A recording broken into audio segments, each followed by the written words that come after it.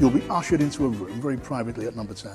Will be laid out in front of you what are called the letters of last resort, your orders to our Trident boat captain on whether you, Prime Minister Liz Truss, is giving the order to unleash our nuclear weapons. It would mean global annihilation. I won't ask you, would you press the button? You will say yes. But faced with that task, I would feel physically sick. How does that thought make you feel? I think it's an important duty of the Prime Minister. I'm ready to do that.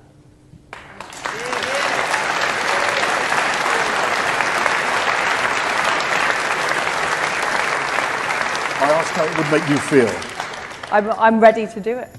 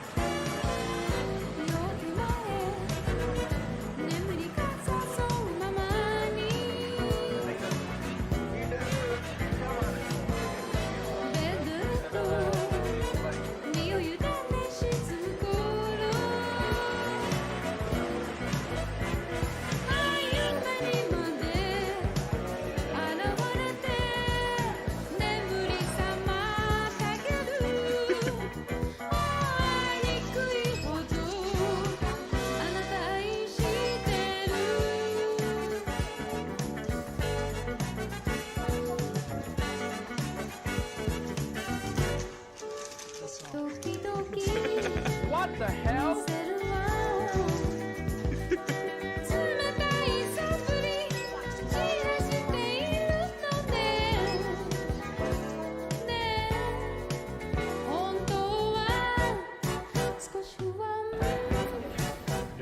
Pope Francis met with the participants of the European Youth Conference and encouraged them to transform the old continent into something new.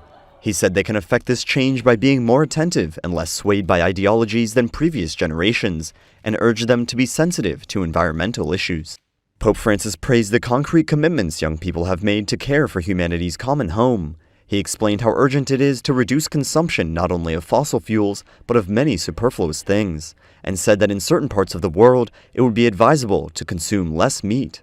Now the Spirit speaketh expressly that in the latter times some shall depart from the faith, giving heed to seducing spirits and doctrines of devils, speaking lies in hypocrisy, having their conscience seared with a hot iron, forbidding to marry, and commanding to abstain from meats which God hath created to be received with thanksgiving of them which believe and know the truth. The Pope also asked them to read his encyclical Laudato Si', where he thinks both believers and non-believers can find reasons to commit themselves to integral environmentalism. The Pope encouraged young people to be capable of generating new ideas, but above all, of seeking new paths to travel along together.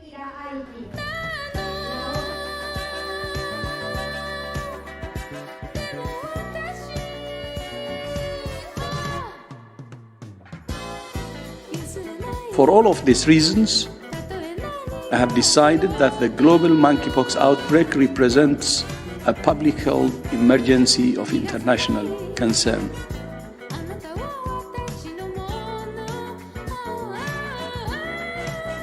It's going to be the fourth industrial revolution, an all-consuming industrial revolution right across the board, the speed of change 1,000 times faster than during the first industrial revolution, and affecting all services, all products, all countries, all industries, and all people. It's going to lead to job destruction, so we've got to think about the jobs of the future and how we create them. It's going to lead to massive technological change in the way we deliver services. It's going to force governments to change their minds about how they operate.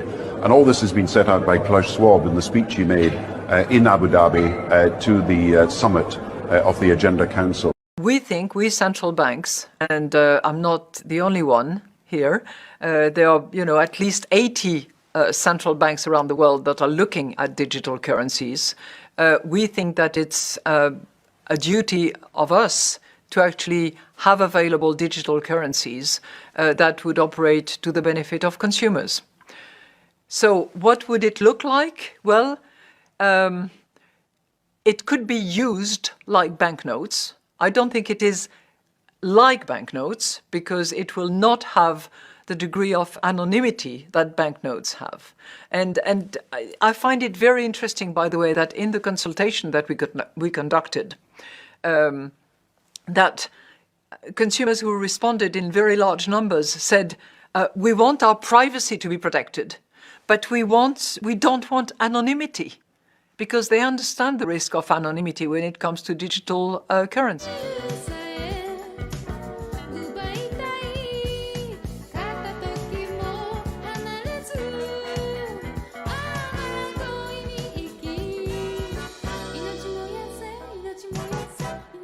Would you like to sample our vegan bacon? 100% meatless. Yes, please. Another, please.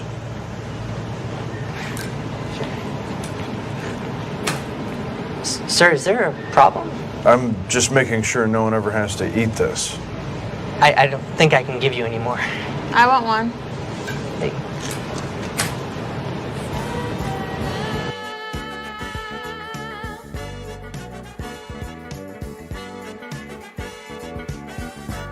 What we are living through is a time of great upheaval.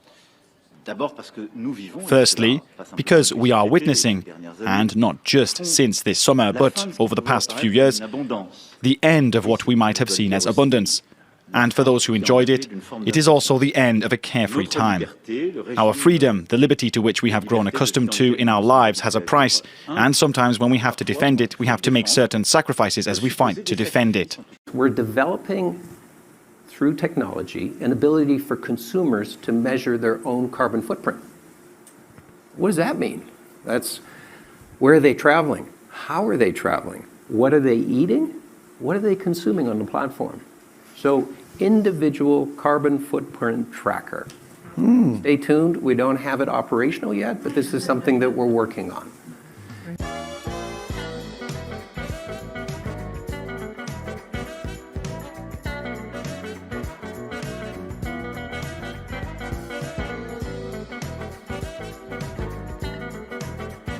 Climate change has brought higher temperatures, extreme weather, and melting ice caps. Soon, climate change could show up in your freezer. Popular ice cream flavors now endangered. The raw ingredients there a little harder to grow in a hotter world. It's chocolate chip cookie dough day inside the factory where Ben & Jerry's makes its ice cream. Bite-sized chunks of frozen cookie dough get added, followed by chocolate chips. But climate change is threatening this popular ice cream pint and many others. All of these flavors in the cup are endangered.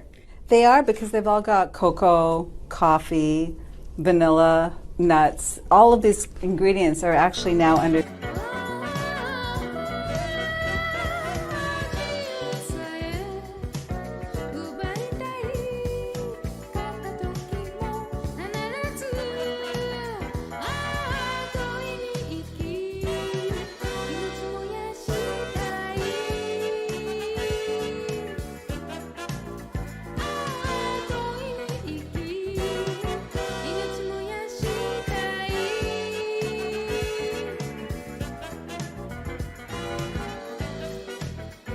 in this time of coronavirus.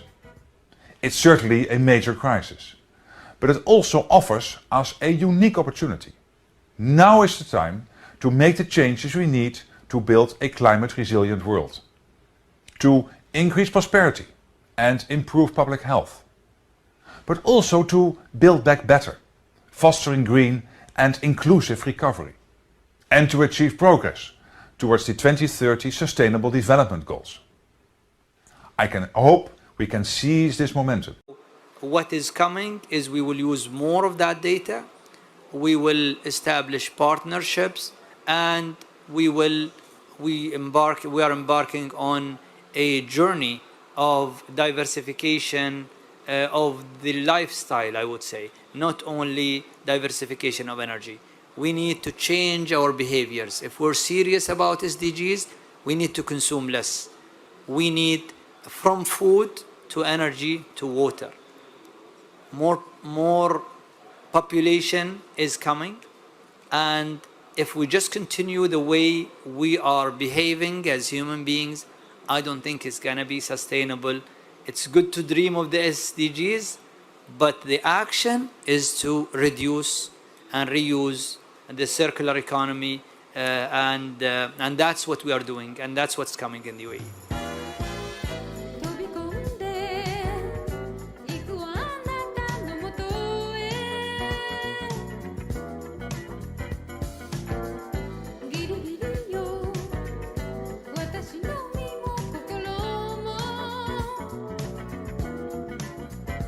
Gene editing. Exactly. You know, opening a whole new horizon for medical science. And you see, the difference of this fourth industrial revolution is it doesn't change what you are doing. It changes you. If you take genetic editing, right.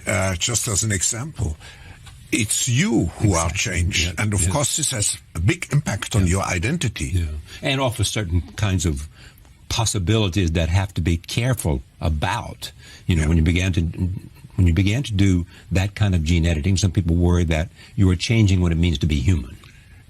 That's the problem. And of course, the new industrial revolution offers us many opportunities, but it raises manifold questions on the ethical, but even legal implications.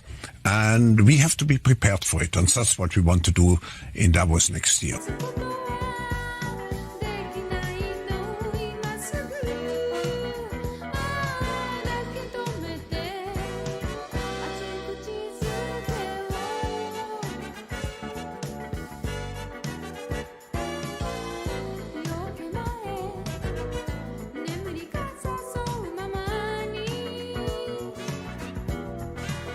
Hundreds of unvaccinated teachers across the state will have their pay slashed as a penalty for not complying with COVID-19 directions. Tim Avia joins me in studio now. Tim, exactly how much are these teachers going to lose? Well, it depends on actually how much they're paid. So each teacher, it will be different, but effectively they're having their pay cut for 18 weeks. The government had told them it could be up to 20. They've actually made the decision 18 weeks is what they're going to cop. And in that, their pay grade essentially goes down one level. So for some teachers, it will be hundreds, some it may be thousands, but that is what they are looking at. And the government has actually sent them these letters, each one, and they're making it clear they're taking this pretty seriously. Part of the letter reads, it's important that you are aware of the seriousness with which the department views your inappropriate behaviour and failure to comply with the direction. You should be aware that any further substantiated allegations and or a breach of the code of conduct or standard of practice will be viewed very seriously and may result in the termination of your employment. This is a really extreme financial penalty because these teachers and educators have been stood down without pay, and that's usually only reserved for those people who have been convicted as criminals. I can guess why the real reason is they waited and cut their pay for 18 weeks. 6 plus 6 plus 6, get it? 666. I got to meet people like Sammy Davis and that kind of shit, you know. They were still around. What was he like? Just like you would expect him to be. Cool. He's a hep cat, right? Just like he is all the time. You know what I realized about Sammy? That was coke. The whole thing with the mouth like this. It was? Think about it. That whole era is cocaine. I don't know anything about drugs. Sammy is like this with that cocaine mouth, man, and the way he would laugh and hug and all that. He was totally coked up. That was all cocaine, man. That was a cocaine thing. Sammy told me he worshipped the devil. We were in Dan Tana's on that restaurant with all the pictures up. Sammy was like, you know, Satan is as powerful as God. And I was like, what the fuck are you talking about? He says, why do you think there's so much anger in the world and killing and murder and Satan? And he saw my reaction to it, then he kind of lightened up on it. And he was like, in Dan Tana's, it's dark, and it's the candles on the table and Sammy's face over the candle. You know, Satan is as powerful as God. We can apply this myth to modern Freemasonry's allegory of the murder of Hiram Abiff, the chief architect of Solomon's temple. Isis made a widow by Osiris's murder. Freemasons are called widows' sons, by the way. And this gives birth through initiation ritual to Horus, the Redeemer, raised solely that we may avenge the destruction of wisdom by Set, aka Chaos or the Devil, and restore peace, harmony, and the just God, in whom there is no death. Again, there are many similarities between Freemasonry and the Egyptian mystery schools. And speaking of that, let's take a look at some of the symbolism around Space Force associated with ancient Egypt. Right here I slowed down a part of the video. I'm going to show you how they slide in beast system symbolism just in this official video here from Space Force. And it's the most common symbol which is associated with ancient Egypt. It's the pyramid with the all-seeing eye. And here's our pyramid, and just a few seconds later, your all-seeing eye. So once again, your association with the beast system. It's one of the most common symbols we see on everything. Here's another sequence you need to pay attention to. Look at the screen right here in the background. There's something you need to see here. We'll take a closer look. It's important to understand that this sequence during that video only lasted a few seconds. It was pretty quick. I had it slowed down. But as you can see right here, just in the few seconds that we had during this sequence, we have a countdown taking place right over here. And in that few seconds, they made sure that we got our 311. Now 311 is our 33. That's our connection to Freemasonry, of course, once again, and the mystery schools as well. 33 is a magic number. The occultists, the Luciferians use this in everything. We see it all the time in movies, TV shows, news stories, corporate logos. It's everywhere. It's also used by them as a mockery for the death of Christ at the age of 33. So we got the 33, once again, we find everywhere in this beast system associated with that backbone, Freemasonry. And here's another example of the symbolism surrounding Space Force. Now, this was discovered by a friend of ours, Jacob Israel. He recently was talking about this, so I wanted to show you this as well. I looked it up, and this really is one of the official Space Force hats that are out there. They're even selling these. But as we find in this beast system, sometimes to get to the truth, you have to flip things upside down. Because everything's being flipped upside down right now in our reality as it is. But they work in secret. They work in shadows. It's the occult. It's hidden in front of your face, but you can't see it. This is one of the ways that we can see what they're doing, what they're showing each other, what they're showing us, the real spirit behind whatever it is. Let's take a look at this hat flipped upside down. Right there it is. It really doesn't get much more obvious. You see the Baphomet, a representation of the devil himself. The shuttle, it's supposed to be a shuttle, that's actually the face. You see the eyes, you see the mouth, and out of the top of the head you see the horns. And just like the Baphomet, the representation we see, the imagery of Baphomet, you get the pentagram right above his head, perfectly placed. I mean, right there it is. That's what we need to understand about Space Force, because that's the spirit that's behind it. And Space Force is going to be used here very soon, I believe, with this fake alien invasion, which is not going to be aliens from another planet. They're beings, evil entities, demons, fallen angels, for one of the greatest deceptions this planet is ever going to see. Did you know that there's a connection between the green movement taking place on the planet right now that we're being forced into and the so-called aliens? There is a connection there. 3 Chinese astronauts aboard the nation's space station are getting ready to teach their first science class from space. Hello there, you're watching The World Today, coming to you live from Beijing. I'm Xiao Yang. Chinese astronauts will be giving a lecture to young students on Earth this afternoon from the nation's space station. So I have a ping pong ball. I put it into the glass of water.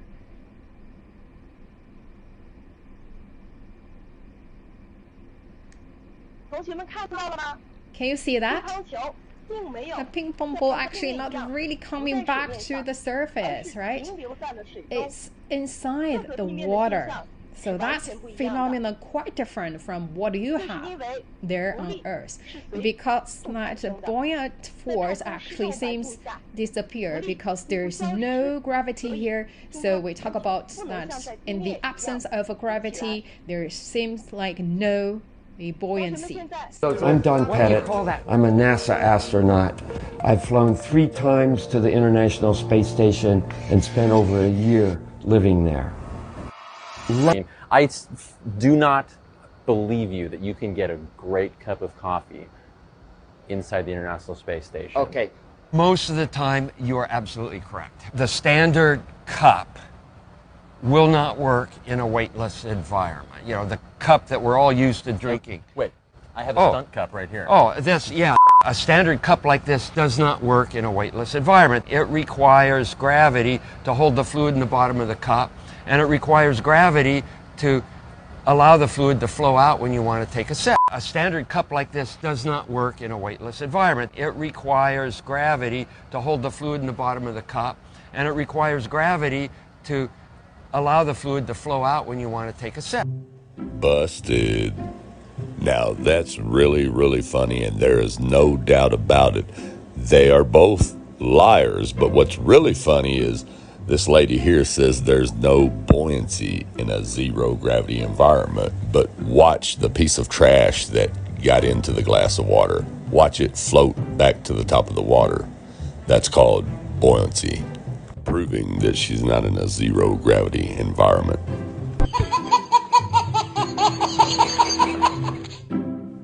Good evening, everyone. This is kind of like a part 2 to the busted video I did on the China up on the ISS doing their little so-called ping pong ball in the glass of water.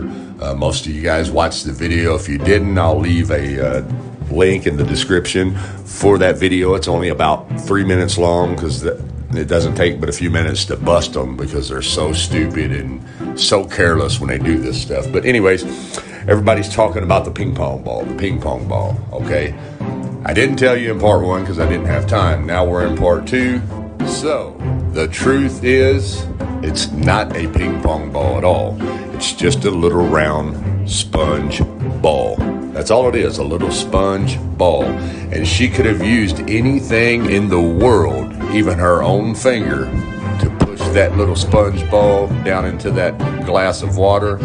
But if she would have done anything else other than the straw that she's using, air bubbles would have come up as soon as the sponge ball was submerged into the water. That's why she used a straw. Common sense tells you when you stick a sponge in the water, air bubbles come straight to the top. That's why she used a straw to capture the air bubbles that were escaping, and you never see them. But I'm going to slow it down right here, and you're going to see the very last bubble going up into the straw, just like all the other bubbles did when she first pushed it down in there. You just couldn't see them, and that's why she's using a straw. Okay, now here we go. I want you guys to watch this, especially you Globers. Check this out. Watch this. Watch as it comes off the sponge. You see the bubbles? Bloop. There you go. Busted. Get on out of here with that garbage. We tired of your bullcrap lies. Fake bullcrap lies, people. I just showed you. You've seen it with your own eyes. If you still deny it, you just plain old stupid. Anyways, everyone, thanks for watching. Have a good night, and God bless.